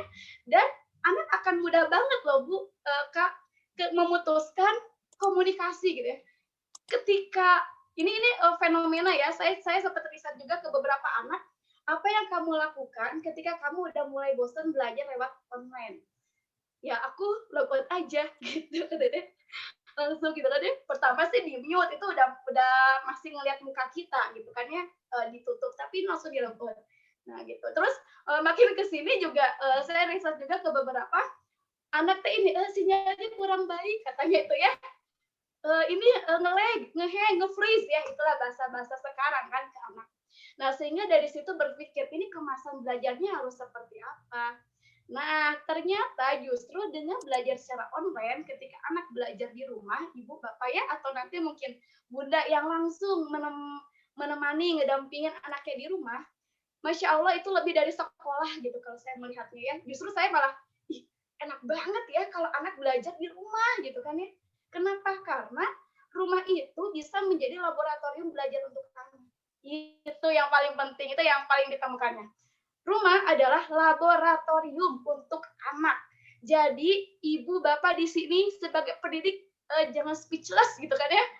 Justru media udah ada gitu kan ya. Ibu bapak juga jangan bingung gitu ya ketika mendidik anak. Apalagi misalnya konsep matematika, kita gunakan media. Nah, media itu yang nanti akan mengantarkan anak lebih mudah paham ke materinya. Kalau misalnya di realistik itu ada tahapannya. Ya, jadi cukup 3 aja tahapannya. Yang pertama itu mengenalkan ambaknya, yang kedua itu adalah membangun fondasinya dengan tahap real ya. Nah, ini juga saya ada satu rahasia dari guru saya juga pernah berkata, kalau misalnya mengajarkan anak, itu tuh harus dimulai dari yang anak tahu dulu. Jangan ujuk-ujuk gitu kan ya. Ujuk-ujuk kita belajar perkalian misalnya. Nah, itu nanti akan ada istilah baru dan ke saraf otaknya juga mungkin nggak terlalu cepat nyambung gitu ya. Tapi kalau misalnya kita gunakan metode ini, kita mulai dari hal yang anak tahu ya, dari manfaatnya, dari prakteknya dulu, itu tuh antar neutron tuh kayaknya cepet banget gitu nyambungnya. Ini yang membuat anak menjadi lebih mudah paham. Dan nah di sini mungkin satunya, kita harus sabar ketika menjalani prosesnya. Selama menjalani prosesnya dengan baik, insya Allah hasilnya akan baik dan ajeg. Itu hadiahnya ya. Oke, itu mungkin Kak Zaki sekilas sharing saya gitu ya, ketika sama anak-anak belajar yang asalnya anak malah jadi nanya dan pengen belajar lagi gitu. Kak udah, iya udah. Malah terus-terusan. Bahkan kalau pas lagi belajar juga ya nagih gitu kan ya. Prank gitu. Kalau misalnya belajar waktu itu saya sempat ngestimulus anak, katanya perkaliannya nggak bisa gitu ya, kurang-kurang paham. Ya udah, anak tuh justru yang lebih kreatif. Yuk coba kumpulin benda yang ada di rumah kamu, kita jaga benda-bendanya, kita hitung. Ya anak sendiri loh yang ngambil sendok sama garpu gitu. Jadi di Zoom tuh kita tuh prank-prank Kak Zaki gitu kan. Tapi kita insya Allah bisa menikmati apalagi itu dengan ketika anak ngobrol sama kita yang jauh ya, apalagi kalau dibimbing langsung oleh ayah dan bunda di rumah. Wah, itu mah udah bonusnya plus gitu. Itu Kak Zaki untuk makasih banyak Kak Esi, sharing-sharingnya luar biasa Kak. Dan semua ini Kak, ilmu semua nih luar biasa dari Bu Yuka dan dari Kak Esri, terima kasih. Wah, udah mulai ada yang bertanya nih. Ada yang bertanya ya tadi. Nah, Bu Yuka dan Kak Esri nih. Saya bacakan dulu ya. Nih, Bu Yuke, kalau anak saya dan orang dewasa belum tuntas dan belum mampu berpikir abstrak, apa harus kita ulangi langkah-langkahnya, Bun, agar mampu berpikir abstrak, khususnya di mana? Kalau anak SMA ya. Ya. Di mana ini tuh? Ya. Ya, justru sekarang tuh mirisnya ini ada Teh Santi ya, boleh saya spotlight ya. Beliau adalah guru SMP SMA nih. Ini masternya matematika nih. Masternya matematika. Kalau saya matematikanya sering dibilang matematika sosial katanya kalau realistik mah. Kalau Bu Santi itu akademisinya dan juga guru matematika abstrak ya. Pinter banget nalarnya. Nah, sebetulnya ini masalah kita juga ya, banyak sekali bolong tangga itu terjadi di SMA. Kebayang SMA yang harusnya sudah bisa nalar, pengkategorian, simbol-simbol abstrak ini nggak bisa. Sehingga langkah yang tepat ya, kita juga nggak bisa kalau ada orang sakit nggak bisa langsung kasih obat ya. Langkah yang tepat adalah diagnosa dulu deh, asesmen dulu, cek dulu di mana sih bolongnya. Nah, baru kalau udah ketahuan di mana bolongnya, itu bisa ada dua hal. Bisa dilatih, diperbaiki, atau bisa pakai alat bantu. Alat bantu. Kalau ada anak yang bisa pakai alat bantu, misalnya anak yang kelabakan banget operasi hitung. 3 tambah 4 aja dia nggak apa. Udah kelas 11 SMA. Ya udah, itu mah harus pakai kalkulator. Jadi alat bantunya adalah kalkulator. Ya, ada juga anak yang memang bisa diajak nalar ke bawah dulu, turun grade dulu ada. Cuman harus nerima dulu ya, kita sebagai orang tua ya. Nerima dulu, pasrah dulu, baru nanti penyembuhannya bisa ngejar lagi kok insya Allah ya. Bisa ngejar lagi ke kurikulum. Itu mungkin ya Teh Santi ya, karena itu PR juga ya. Jadi kita, dan ini Bu, banyak sekali kita temui anak kelas 3-4 berkesulitan belajar, padahal dulu waktu TK-nya pintar sekali kali-kalian. Itu sering kita temuin. Operasi hitungnya udah jago dari TK, kelas 4 blank udah gitu. Jadi ya harus di treatment ya, mau nggak mau harus kayak gitu. Itu mungkin Kak Zaki ya. Ya, terima kasih. Mungkin ada tambahan dari... Kemudian ada lagi ya yang tanya ya? Ya, ada lagi yang guru agama, Umi. Bu Santi. Oh iya. Ini. Oh, guru agama. Iya, bagaimana nih kalau kita pernah mengadakan ini ya, Bu, bulan Ramadan ya? Iya, kita pernah kayak Sri ya, di bulan Ramadan kita bikin konsep seperti ngabuburit gitu ya, ngabuburit matematik gitu, ngabutik. Itu belajarnya materi bilangan bulat. Tapi real math-nya adalah menganalisa akhlak terpuji dan tercela. Jadi sikap baik dan sikap buruk hari itu yang sudah kamu lakukan apa nih? Misalnya ngelawan orang tua, sifat baiknya membantu orang tua. Udah gitu kita minta kasih simbol. Kalau sifat baik pakai apa? Kalau kita kan udah tahu ya, sifat baik pasti plus, buruk min. Ada anak yang hebat, sifat baiknya dia pakai checklist. Checklist, sifat buruknya dia pakai cross. itu fantasi. Jadi nggak langsung harus kasih tahu, nggak, bukan checklist tapi plus, nggak bisa gitu ya. Itu kita pakai pendekatan agama. Kemudian pendekatan pecahan, materi pecahan itu dengan zakat, berbagi. Jadi anak dikasih simulasinya dulu waktu belum pandemi ya Kak Es ya. Dikasih budget 20.000, suruh belanja ke Yomart, kemudian suruh bikin parcel itu dikasih ke anak yatim. Itu ada instrumen abstraknya, ada pecahan. Jadi uang 20.000 dipakai apa saja, sisa berapa itu operasi hitung, ada gitu.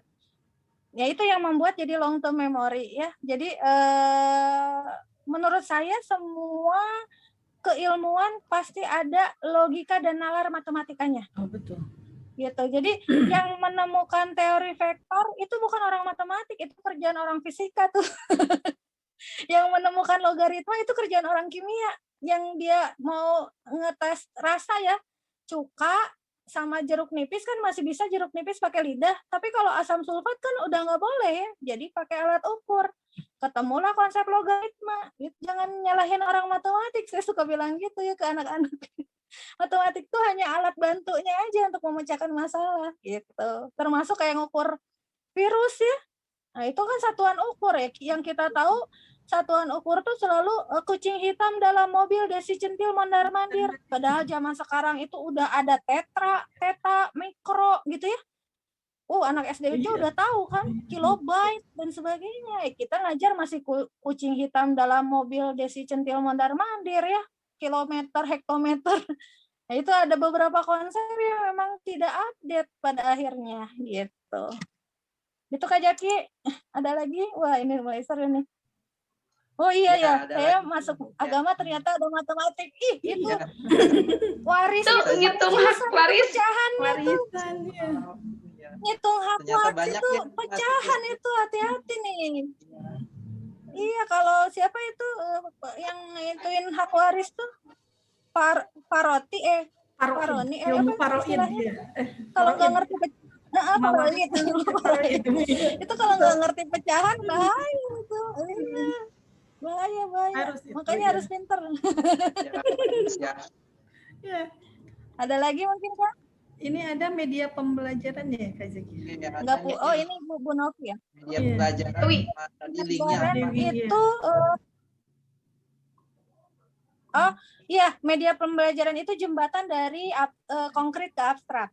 Misalnya kalau kita mau belajar pecahan, medianya cukup pakai kertas ya. Coba lipat 2 kayak gimana, lipat 3 kayak gimana, bagi 4 kayak gimana kertasnya. Itu kan kertasnya itu real, tapi melipatnya, membayangkan dan sebagainya, kemudian mengalihkan ke dalam bentuk gambar itu fantasinya gitu. Jadi ada anak yang ngerti pecahan kayak Kak Estri tuh. Waktu itu kalau nggak salah ya 1/2 tambah 1/3 bisa cepat ngejawab, tapi bukan dipotret. Karena membayangkan 1/2 pizza dengan 1/3 pizza berarti segini-gini langsung ngejawab 5/6 misalnya atau gitu ya. Itu nggak bisa pakai ngotret gitu, nggak disamain penyebutnya 2 KPKU, pusing. Untuk anak-anak tertentu ada yang intuisi atau common sense matematikanya bagus, itu bisa jadi nggak perlu ngotret gitu. Itu ya. Alamatnya nanti sesudah ini mungkin Kak Jaki, Kak Santi mau ngasih tahu nih gimana biar dapat instrumen. Iya, instrumen. Paroid. Kenapa saya paroid? Paroid. Ya, ilmu ahli waris ya. Ilmu sama waris ya. Ahli waris. Jadi ada matematika di sini ada ya. Iya, setiap jurusan ada ya. Mau menghindar kemana? Skripsi aja ada hitungan. Selalu ada. Ya kan? Tunggu ada masalah aja itu udah logika yang harus kan, nggak bisa pakai feeling. Kalau pakai feeling nanti kayak Mbak Iu itu ngeramal nggak jelas datanya, itu bahaya sekali. Dan sayangnya sekali orang Indonesia tuh senang sama dunia feeling ya. Nalarnya jadi nggak jalan gitu. Nah, ini adalah untuk tahu bolongnya di mana. Untuk tahu bolongnya di mana ada asesmennya, Kak. Oh iya. asesmennya ada, kami punya. Jadi nanti gini ya, langsung aja mungkin ya, Kak Santi itu akan membuka sebuah akademi matematika and sains realistik ya, buat guru dan juga buat orang tua. Ini instrumennya free, kita kasih 1 tahun ajaran, tapi memang harus ada pembekalan gitu ya mungkin Teh Santi ya. Ya, boleh. Nah, termasuk nanti akan ada fasilitas asesmen. Silakan Teh San, langsung aja. Terima kasih Umi. Ya, mohon izin share Umi, kakak-kakak, Bunda, Ayah, ya. Ayah Bunda dan rekan-rekan semua. Ya. Nah, di sini tadi ada yang bertanya ya dari Saudari Indah ya. Bagaimana sih untuk menjadi tahu realistik lebih jauh? Kemudian bagaimana di sini berdasarkan pengalaman Kak Esri tadi ya, bagaimana bisa menjadi realistik educator, dan termasuk saya juga yang sebagai guru matematik nih tadi merasakan nih bagaimana nih yang seperti Bunda tadi tanyakan, anak SMA kemampuan berpikirnya masih ada yang belum tuntas ya, bernalarnya. Jadi otomatis saya pun tadi melaksanakan tadi harus turun level dulu, kemudian menikmati prosesnya, anak tersebut kita lakukan treatment ya, alhamdulillah justru sekarang di kelas 12 bisa lebih ajeg ya gitu, lebih kuat fondasi. Nah, di sini realistik matematik educator, Ayah Bunda dan rekan-rekan semua ya. Nah, kita membuka nih bagaimana nih Ayah Bunda di rumah, kemudian kakak-kakak dan rekan-rekan semua bisa menjadi realistik educator dengan mengikuti basic training. Nah, tadi seperti yang Umi Yuke bilang, kemukakan untuk mendapatkan fasilitas instrumen free ya selama 1 tahun ajaran, otomatis kita mengikuti terlebih dahulu basic training dari realistik metodenya. Nah, ini untuk 1 paket per 3 tingkat, ini biayanya kita kenakan investasinya 1 juta rupiah. Nah, selama Ayah Bunda dan kakak-kakak semua, rekan-rekan yang mengikuti acara webinar di sini ya, Home Educator, ada promo khusus. Jadi kita hanya 500.000 saja ya untuk 1 paket training sebanyak 10 kali pertemuan. Nah, fasilitasnya tadi instrumen yang inovatif dan bisa membuat anak senang belajar, kemudian kemampuannya bernalarnya berkembang dan lebih mandiri. Tentunya ada sertifikat realistik educator ya sebagai validasinya, bahwa kita nanti bisa terjun, dan sertifikat realistik educator ini otomatis divalidasi oleh tim ahli ya, kita benar-benar dengan tim realistik di Indonesia. Kemudian ada lagi yang kedua, fase untuk bisa bermitra nih. Dari bermitra di sini kita bagaimana bisa membuka lembaga sekolah alternatif nih, apalagi di masa pandemi, bagaimana kita memfasilitasi putra-putri kita kegiatan-kegiatan sekolah yang menyenangkan dan lebih bermakna. Kemudian bisa juga membuka lembaga home educator. Nah, kemudian untuk yang ketiga, ini tahapannya kita bisa menjadi tadi ada mentor. Nah, sebagai mentor yang pernah dialami oleh Kak Esri dan saya ya selama bekerja bermitra dengan Bu Yuke dengan komunitas muda berbakat. Kemudian nanti tahapannya setelah jadi mentor, kita bisa juga menjadi konsultannya. Kemudian menjadi kontributor. Nah, di sini di kontributor di sini kontribusinya pada pembuatan instrumen ya, bahan ajar bagaimana yang tidak sama seperti tadi yang metodenya metode drill, kemudian metode ceramah. Sementara untuk instrumen yang dibutuhkan sekarang adalah instrumen yang bisa menyesuaikan dengan kecakapan abad 21 ini. Otomatis tentunya ini adalah instrumen yang kita ramu sendiri ya, kita buat sendiri dengan inovasi, dengan lebih kreatif dan menyesuaikan dengan tadi tahapan kemampuan literasi dan numerasi dari putra-putri kita. Nah, di sini nanti manfaatnya apa saja? Nah, instrumennya nggak bisa di-search di ini. Instrumennya nggak bisa di-search di Google. Instrumennya nggak bisa di-search di Google. Oh iya betul. Jadi untuk instrumen ini bukan bisa search engine ya Google. Jadi instrumennya memang kita buat sendiri dan kalau biasanya instrumen-instrumen atau soal-soal yang dibuat kan bisa nanti anak-anak tuh mencari jawabannya ya. Bisa lewat aplikasi yang lain langsung nanti keluar gitu kan. Nah, kalau ini tidak bisa karena memang membutuhkan proses tadi, kemampuan bernalar yang bertahap gitu kan. Nah, kemudian untuk ini nih bagian yang ketiga di sini edukator otomatis basic training yang harus diikutinya yaitu basic dan ada advance ya training. Nah, apa saja sih manfaatnya selain tadi kita bisa menjadi fasilitator ya yang menyenangkan dan lebih bermakna belajar untuk anak. Nah, di sini atau sebagai home educator.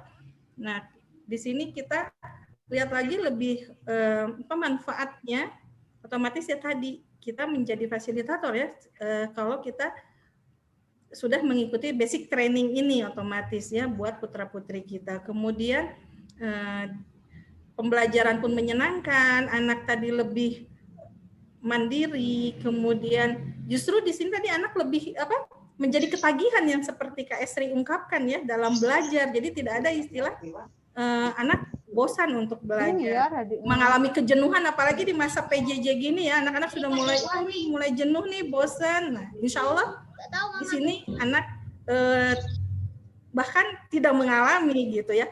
Nah, adapun nanti proses, nah di sini yang kita harus bersabar dalam mendampingi putra-putri kita di proses belajarnya ya. Kemudian manfaat di bermitra nih ya, ayah bunda, kakak-kakak dan rekan-rekan semua. Nah, selain kita membantu mengatasi permasalahan belajar yang dihadapi sekolah, kita juga otomatis bisa membuka tadi ya lembaga sendiri gitu, dengan didampingi oleh Komuba. Nah, di sini instrumennya jelas untuk 1 tahun ajaran dan untuk materi matematika dan sains ya, untuk tingkat jenjang SD, SMP. Untuk SMA hanya matematika saja. Kemudian, nah ini manfaat dari kedepannya ada bahasa Inggris kan?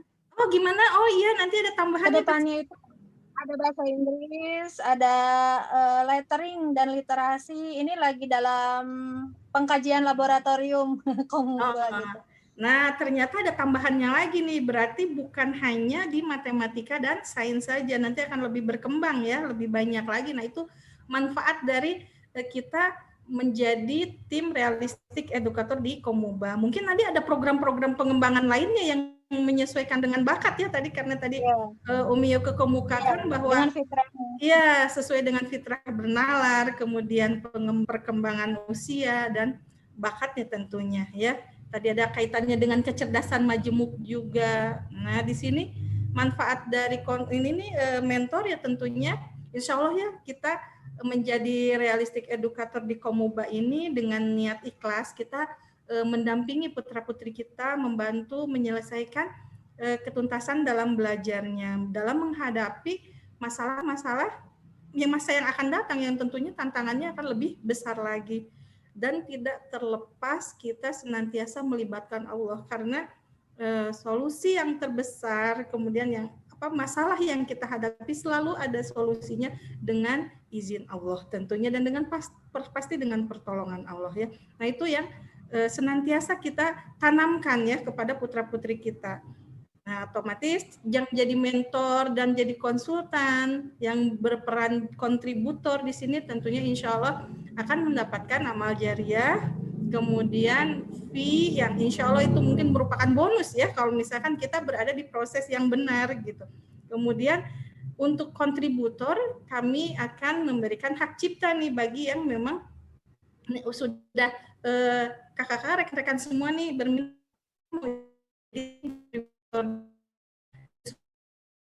di sini Umi Yuku setiap 6 bulan sekali kita validasi ya. Jadi menyesuaikan dengan perkembangan. Ya, menyesuaikan dengan konteks. Jadi kalau zaman dulu ada instrumen kelereng, mungkin sekarang kelereng kurang dikenali ya. Iya, jadi betul. Kita ganti medianya atau apanya sesuai dengan perkembangan anak gitu. Ya, update terus. Ya. Iya. Update terus ya. Selalu diupdate. Ya. Dan insya Allah ada royaltinya juga yang nanti akan walaupun kita sudah tidak bekerja lagi, mungkin waktu sudah memasuki usia, nah mungkin kayak saya termasuk salah satu staf pengajar, usia 60 tahun otomatis ya saya sudah berhenti gitu. Nah, bagaimana kalau misalkan di usia 60 tahun saya masih diberikan kesempatan oleh Allah, apakah akan terus berhenti? Ya tentunya sayang sekali ya kalau misalkan kita tidak terus senantiasa berupaya seperti itu ya. Nah, bagaimana sih untuk basic trainingnya kebetulan?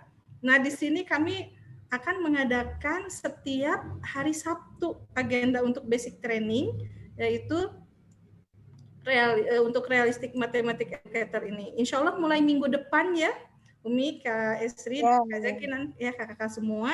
Dan alhamdulillah sudah ada yang daftar di sini ya, rekan-rekan yang sudah bergabung. Nah, untuk kegiatannya di sini kami bagi 2 sesi, yaitu ada seri Math dan ada seri Sains. Kemudian untuk setiap jenjangnya nih bagi kakak-kakak, rekan-rekan ayah bunda yang ingin mengikuti untuk Math Sains SD, kita mulai untuk jenjang kelas 1 dan 3 itu Sabtu minggu depan ya. Kemudian untuk Sabtu tanggal 20 Februari itu untuk jenjang kelas 4 sampai 6. Dan untuk minggu berikutnya di akhir Februari minggu keempat itu untuk jenjang SMP. Nah, nanti akan setiap minggu akan terus berulang. Jadi ya berpola seperti ini. Nah, itu ya. Jadi nanti 3 minggu berikutnya kembali lagi untuk seri kelas 1 dan 3 gitu. Seperti itu.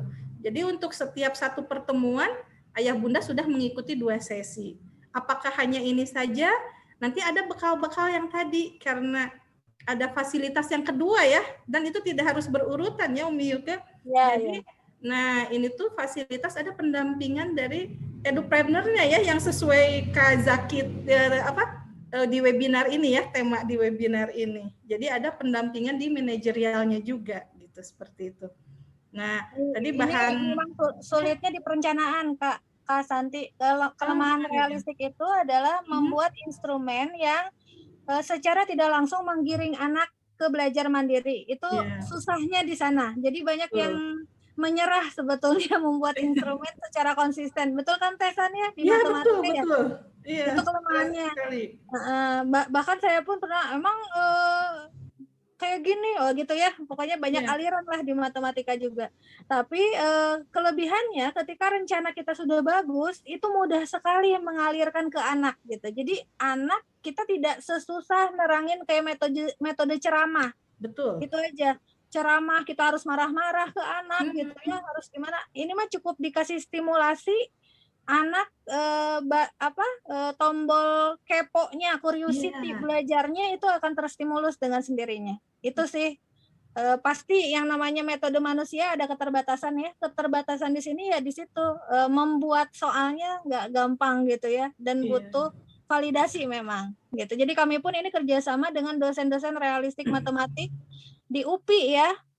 Ada Pak Turmudi, ada Aljupri, Profesor Aljupri yang akan memvalidasi ini semua. Itu mungkin ya, Enggak Teh. Ya mungkin itu yang bisa saya sampaikan ya rekan-rekan semua ya Bunda. Ya, mengenai ini Kak Zaki. Terima kasih luar biasa waktunya Kak Zaki ya. Ya, sama-sama. Terima kasih Kak Santi, Bu Yuke dan Kak Esri. Wah, luar biasa ya. Nanti teman-teman, ayah bunda, ibu bapak guru bisa nanya-nanya di grup juga ya. Nanti kami akan share untuk kegiatannya. Nah, kegiatan ini juga kita akan continue 2 minggu sekali ya, ayah bunda. Jadi nanti bisa kalau yang hari ini nih belum jelas, nanti 2 minggu berikutnya kita akan mengadakan kembali. Boleh juga ajak ya saudaranya, atau boleh juga tetangga dan keluarga, semuanya bisa kita gabung di sini. Kita bareng-bareng silaturahim dan kita belajar bersama, diskusi di sini tentang realistik. Bersama komunitas muda berbakat, yaitu ada The Negaras, Tunas Muda, Cahaya Ilmu, Seri Belajar, dan Kreatif Madani Learning.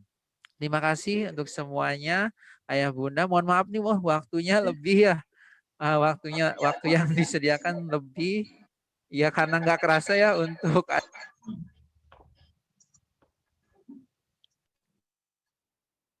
Oh ya, Kak Zaki langsung ke mute. Oke. Please. Iya. Iya. Terima kasih Ayah Bunda yang telah hadir di sini ya. Oke, terima kasih Ayah Bunda semuanya. Ya, kami tutup aja langsung ya. Bu Yuka ada yang mau sampaikan lagi? Oke deh. Jadi intinya Kata-kata gini. terakhir, iya. Oh, kata-kata terakhir. Ya. Lebih ke Padahal mengajak nanti ketemu bareng-bareng lagi ya. ya. Ada tiga hal ya untuk membersamai anak ya. Pertama memang anak tuh bisa langsung oleh ibunya gitu ya. Jadilah ibu yang selalu belajar gitu ya. Karena hanya anak kita lah yang paling hebat ya yang bisa kita kembangkan. Yang kedua sebagai mahasiswa atau sebagai guru ya, jadilah guru yang punya perbedaan gitu ya, yang punya personal branding yang positif, guru yang bisa memberikan kesan yang positif. Jadi harapannya yang hadir di sini adalah guru yang memang beda dengan guru-guru yang lain ya, guru yang selalu haus akan ilmu, yang senang dengan anak berprestasi dan sebagainya. Kami di sini hanya memfasilitasi. Insya Allah kalau Insya Allah yang ada di sini akan kita berikan 2 seri komik ya, komik matematika Kak Jaki ya. Nanti di-sharingkan ke grup ya. Alhamdulillah ya, siap. Ini mah komik ya. Oke, nanti di absen juga ya. Cuman metode ajar, metode realistik itu butuh ilmu gitu ya, butuh ilmu karena memancing supaya tidak metode ceramah itu butuh latihan. Itu aja pesan dari saya dan mudah-mudahan kaderisasinya banyak nih gitu. Saya tuh PR-nya mengkader gitu ya, mengkader inovator-inovator di bidang matematika ya, yang berangkat tidak harus dari lembaga formal gitu. Jadi ini ada Bu Miss Dewi dari Genius, Teh Santi itu brandnya Madani gitu ya, Kak Esri seri belajar, Kak Jaki Cahaya Ilmu. Ujung-ujungnya kan kayak guru gitu ya dengan brand yang berbeda tapi nggak saling saing gitu, tapi saling kolaborasi gitu ya. Siapa lagi yang akan memuliakan umat-umat generasi umat Islam atau generasi Indonesia ini selain mulai dari rumah, mulai dari kita sendiri. Itu tetap semangat Kak Jaki, mudah-mudahan masih tetap bisa bersilaturahmi. Itu aja Kak, mangga. Amin. Iya, mudah-mudahan. Ya, terima kasih Bu Yuke. Ya, sekali lagi terima kasih Bu Yuke, Kak Esri, Teh Santi, dan semuanya yang sudah hadir di sini. Insya Allah kita 2 minggu ke depan kita akan share lagi ya bersama kami, komunitas muda berbakat dengan kakak-kakak yang lain nih yang share-nya nih. Oke, terima kasih. Saya tutup langsung ya, baca hamdalah bersama-sama. Alhamdulillahirabbil alamin. Ya, mohon maaf bila dari saya pribadi ada kesalahan, kekurangan, mohon maaf. Saya langsung tutup. Assalamualaikum warahmatullahi wabarakatuh. Waalaikumsalam warahmatullahi wabarakatuh. Terima kasih Mbak Yuke. Ya, Sama-sama Ibu. Bunda. Kakak. Iya, yuk.